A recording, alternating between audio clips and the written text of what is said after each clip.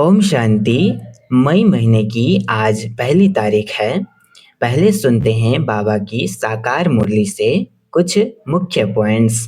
बाबा ने कहा, रावण की मत पर चलकर हमने बाप की ग्लानि की, इसलिए भारत कौड़ी तुल्य बन गया। अब जब उसी बाप को पहचान कर याद करते हैं तो वही आत्मा फिर से धनवान और सुखी बन जाती है। यह परिवर्तन बाहर से नहीं, भीतर की स्मृति से आता है। फिर कहा, सीढ़ी का चित्र बड़ा अद्भुत राज बताता है। आधा कल्प भक्ति की डांस और आधा कल्प ज्ञान की डांस। जब भक्ति चलती है तो ज्ञान छिप जाता है, और जब ज्ञान आता है तो भक्ति समाप्त हो जाती है। यही चढ़ती और गिरती कला का गहरा रहस्य है। सतयुग त्रेता में ज्ञान की प्रारब्ध चलती है, इसलिए वहाँ सुख ही सुख होता है। द्वापर से रावण की प्रारब्ध शुरू होती है, जिससे आत्मा गिरती चली जाती है। यही दिन और रात, जीत और हार का खेल है। बाप कहते हैं, तुमने मेरी ग्लानि कर खुद को ही गिराया है।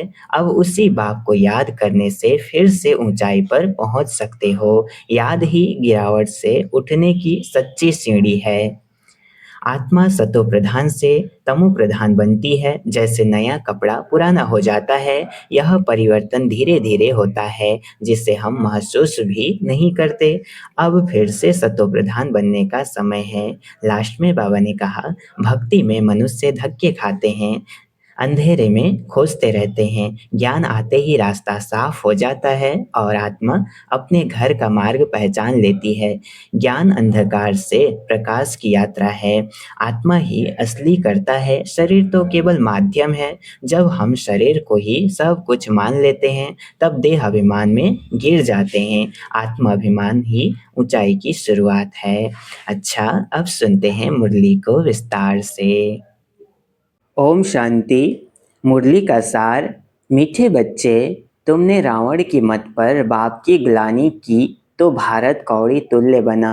अब उसे पहचान कर याद करो तो धनवान बन जाएंगे। तुमने रावण की मत पर बाप की ग्लानि की तो भारत कौड़ी तुल्य बना। अब उसे पहचान कर याद करो तो धनवान बन जाएंगे।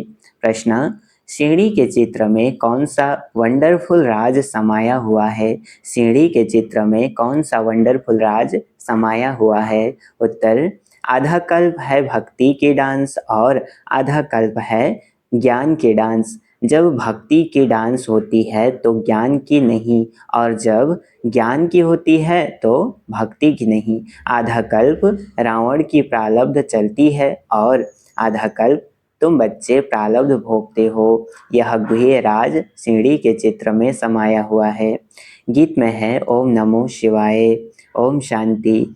बाप बैठ समझाते हैं, भक्ति मार्ग में बहुत ही भक्ति के डांस की, ज्ञान के डांस नहीं की। भक्ति के डांस जब होती है तो ज्ञान की नहीं, जब ज्ञान की होती है तो भक्ति की नहीं, क्योंकि भक्ति के डांस उतरती कला में ले जाती है। सतयुग त्रेता में भक्ति होती नहीं, भक्ति शुरू होती है द्वापर से। जब भक्ति शुरू होती है तो ज्ञान की प्रारब्ध पूरी हो जाती है, फिर उतरती कला होती है। कैसे उतरते हैं सो बाप बैठ समझाते हैं। मैं कल्प कल्प आकर बच्चों को कहता हूँ, तुम बच्चों ने हमारी बहुत ही ग्लानि कर दी है। जब जब भारत में इस आदि सनातन देवी देवता धर्म की बहुत ग्लानि होती है, तब मैं आता हूँ।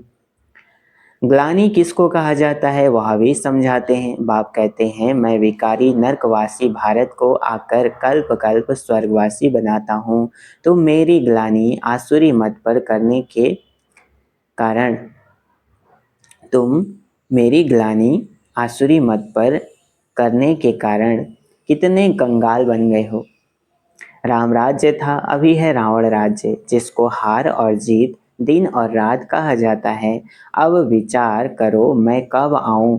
जिन्हों को राज्य दिया वही राज्य गंवा बैठे हैं। हिसाब किताब तो सारा समझाया ही है। मैं आकर वर्षा देता हूँ, फिर रावण आकर तुमको श्रापित करते हैं। भारत को खास, दुनिया को आम। भारत की महिमा का भी किसको पता नहीं है। पहले पहले भारत ही था, कब था, कैसे था, कौन राज्य करते थे, किसको भी कुछ पता नहीं है, कुछ भी समझते नहीं है।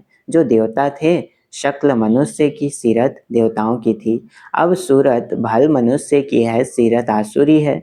जिसको समझाते हैं वह समझते नहीं हैं, क्योंकि पारलौकिक बाप को ही नहीं जानते और ही बैठ गाली देते हैं।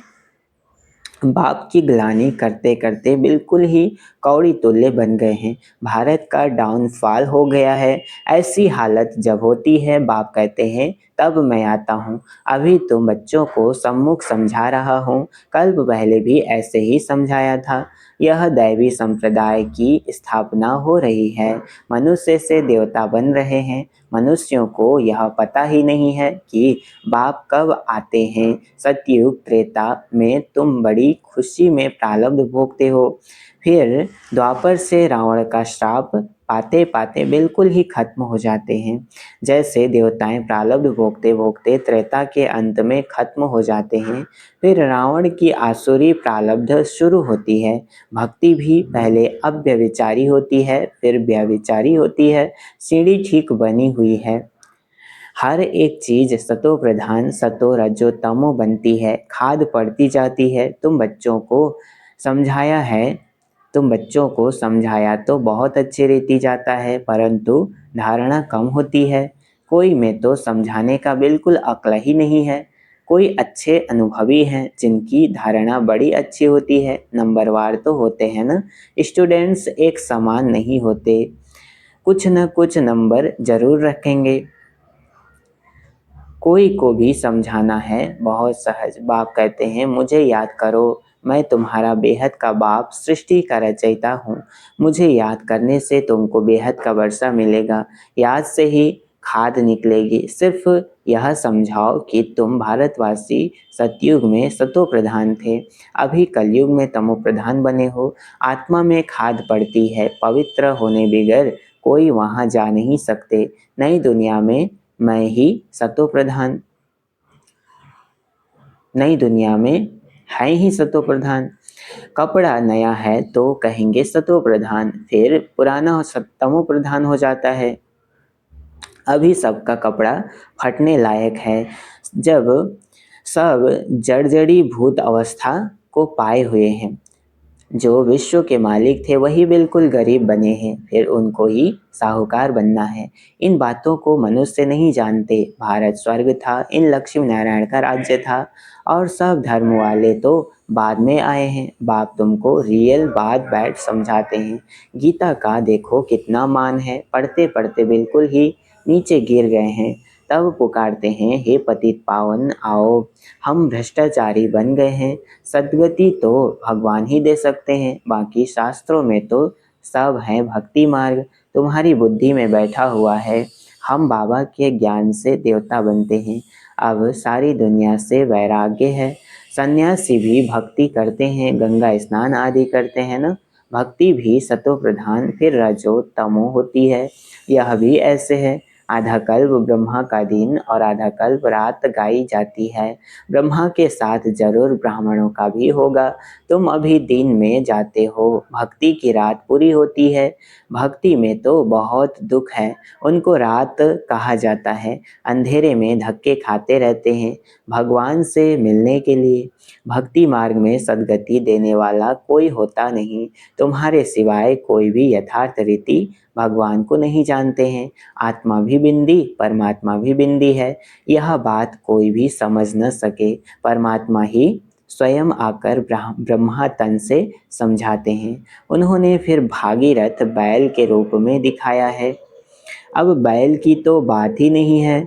बाप सब बातें अच्छी रीति समझाते हैं, परंतु किसकी बुद्धि में पूरी रीति बैठता नहीं है।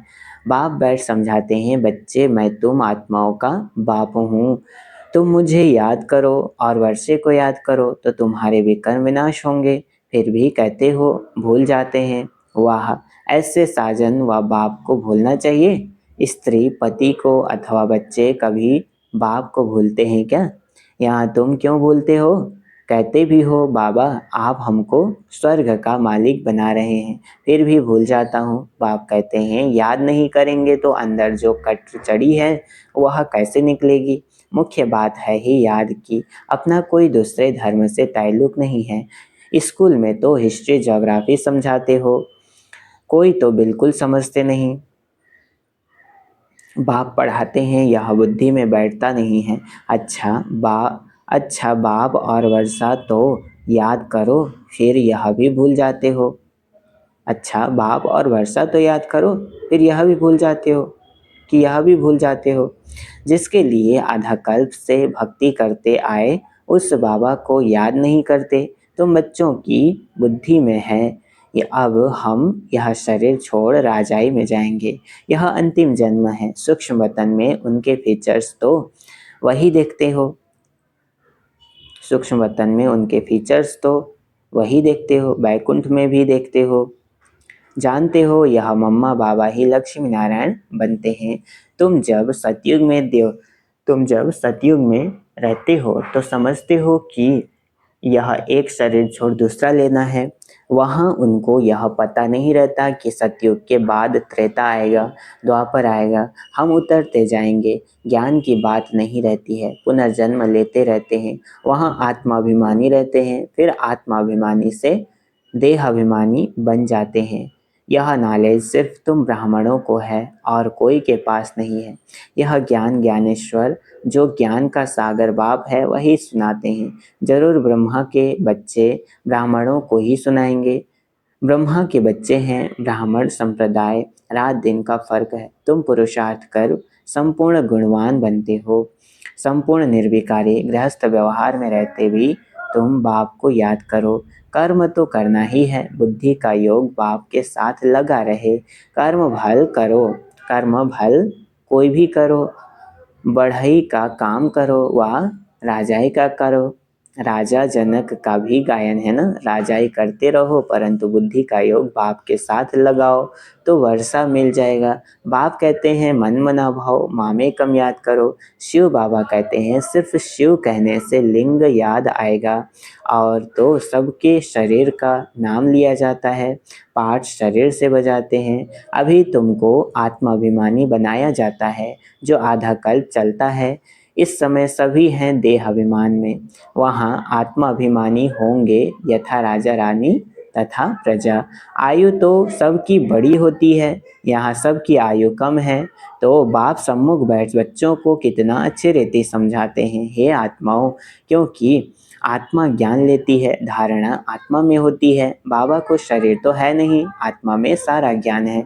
आत्मा ही स्टार है, बाबा भी स्टार हैं। वह पुनर्जन्म नहीं लेते हैं, आत्माएं पुनर्जन्म लेती हैं। इसलिए बाबा ने काम दिया था कि परमात्मा की महिमा और बच्चे की महिमा लिख कर आओ। दोनों की अलग अलग है। श्री कृष्ण की अलग महिमा है, वह साकार वह निराकार। इतना गुणवान किसने बनाया? जरूर कहेंगे परमात्मा ने बनाया। इस समय तुम ईश्वरीय संप्रदाय हो, तुमको बाप सिखला रहे हैं, पीछे फिर प्रारब्ध भोगते हैं। सतयुग में तो कोई नहीं सिखलाएंगे, भक्ति मार्ग की सामग्री ही खत्म हो जाती है। इस दुनिया से वैराग्य भी चाहिए, अर्थात देह सहित देह के सब संबंध छोड़ अपने को अशरीरी आत्मा समझना है। नंगे आए थे नंगे जाना है। यह पुरानी दुनिया खलास हो जानी है, हम सब नई दुनिया में जाने वाले हैं। बस यह याद की मेहनत करते रहो, इसमें ही फेल होते हैं, याद करते नहीं हैं। जो भी समझने के लिए आते हैं उनको भी यही समझाना है। शिव बाबा ब्रह्मा द्वारा कहते हैं कि मुझे याद करो, तो याद से तुम्हारी खाद निकल जाएगी, तुम विष्णुपुरी के मालिक बन जाएंगे। विष्णुपुरी ही स्वर्गपुरी है। तो जितना हो सके बाप को याद करो। जिस बाप को आधा कल्प याद किया है, अब वह सम्मुख आए हैं, कहते हैं मुझे याद करो। उनको कोई भी जानते नहीं, खुद ही आकर अपना परिचय देते हैं। मैं जो हूँ जैसा हूँ ऐसा कोई विरला जानते और निश्चय करते हैं। निश्चय कर लेते हैं तो पुरुषार्थ कर वर्षा पा लेते हैं। शिव बाबा कहते हैं मुझे याद करने से ही तुम्हारे विकर्म विनाश होंगे और तुम पवित्र बन पवित्र दुनिया के मालिक बनेंगे। विकर्म कोई भी नहीं करना है। अच्छा, मीठे मीठे सिकिलधे बच्चों प्रति माता पिता बाप दादा का याद प्यार और गुड मॉर्निंग। रूहानी बाप की रूहानी बच्चों को नमस्ते। हम रूहानी बच्चों की रूहानी माता पिता बाप दादा को याद प्यार और गुड मॉर्निंग। नमस्ते नमस्ते नमस्ते, शुक्रिया बाबा शुक्रिया। धारणा के लिए मुख्य सार है। पहला पॉइंट, पुरुषार्थ कर संपूर्ण गुणवान बनना है। कर्म कोई भी हो लेकिन बाप की याद में रह कर करना है, कोई भी विकर्म नहीं करना है। दूसरी पॉइंट है, यह पुराना कपड़ा यानी शरीर जर्जरी भूत है, इससे ममत्व तो निकाल देना है। आत्मा को सतो प्रधान बनाने का पूरा पूरा पुरुषार्थ करना है। वरदान आज का, सदा अतीन्द्रिय सुख की अनुभूति करने वाले अटल अखंड स्वराज्य अधिकारी भव। क्या कहा? सदा अतीन्द्रिय सुख की अनुभूति करने वाले अटल अखंड स्वराज्य अधिकारी भव। विस्तार है, जो बच्चे संगम युग पर अतीन्द्रिय सुख का वर्षा सदाकाल के लिए प्राप्त कर लेते हैं, अर्थात जिनका बाप के विल पर पूरा अधिकार होता है, वे विल पावर वाले होते हैं, उन्हें अटूट अटल अतीन्द्रिय सुख की अनुभूति होती है। ऐसे वारिस अर्थात संपूर्ण वर्षे के अधिकारी ही भविष्य में अटल अखंड स्वराज्य का अधिकार प्राप्त करते हैं। स्लोगन है आज का, जहाँ मेरापन आता है वहाँ बुद्धि का फेरा हो जाता है। जहाँ मेरापन आता है वहाँ बुद्धि का फेरा हो जाता है। मातेश्वरी जी के अनमोल महावाक्य, चढ़ती कला और गिरती कला की मुख्य जड़ क्या है? चढ़ती कला और गिरती कला की मुख्य जड़ क्या है, यह है टॉपिक है। बहुत मनुष्य यह प्रश्न पूछते हैं कि जब इतना पुरुषार्थ कर जीवन मुक्ति पद को पाते हैं तो फिर वहाँ क्या कारण बनता जो हम नीचे गिरते हैं। भल हम कहते हैं कि यह हार और जीत का खेल है, इसमें चढ़ती कला और उतरती कला होने का भी कोई कारण जरूर है, जिस कारण के आधार पर यह खेल चलता है। जैसे पुरुषार्थ से हम चढ़ रहे हैं, वैसे गिरने का भी कारण जरूर है। अब कारण भी कोई बड़ा नहीं है, जरा सी भूल है। जैसे परमात्मा कहता है, मुझे याद करो तो मैं तुमको जीवन मुक्ति पद दूंगा, वैसे ही जब बॉडी कॉन्शियस हो परमात्मा को भूलते हैं तो गिरते हैं, फिर वाम मार्ग में चले जाते हैं, फिर 5 विकारों में हंसने लग से दुख उठाते हैं। तो यह हुआ अपना दोष, न कि रचता का दोष है। जो लोग कहते हैं दुख सुख परमात्मा ही देता है, यह कहना बिल्कुल रॉन्ग है। बाबा सुख रचता है, न कि दुख रचता। बाकी हम श्रेष्ठ कर्म से सुख उठाते हैं और भ्रष्ट कर्म से दुख भोगते हैं। बाकी अच्छे कर्म का फल और बुरे कर्म का दंड परमात्मा द्वारा अवश्य मिलता है। परंतु ऐसे नहीं कहेंगे कि सुख दुख दोनों परमात्मा देते हैं, नहीं। परमात्मा तो चढ़ती कला में हमारे साथ हैं, बाकी गिराने वाली माया है। कॉमन रेती में भी कोई साथ अथवा मदद लेते हैं सुख के लिए, बाकी दुख उठाने के लिए कोई किसका साथ नहीं लेते। बाकी तो जैसा जैसा कर्म वैसा वैसा फल की रिजल्ट।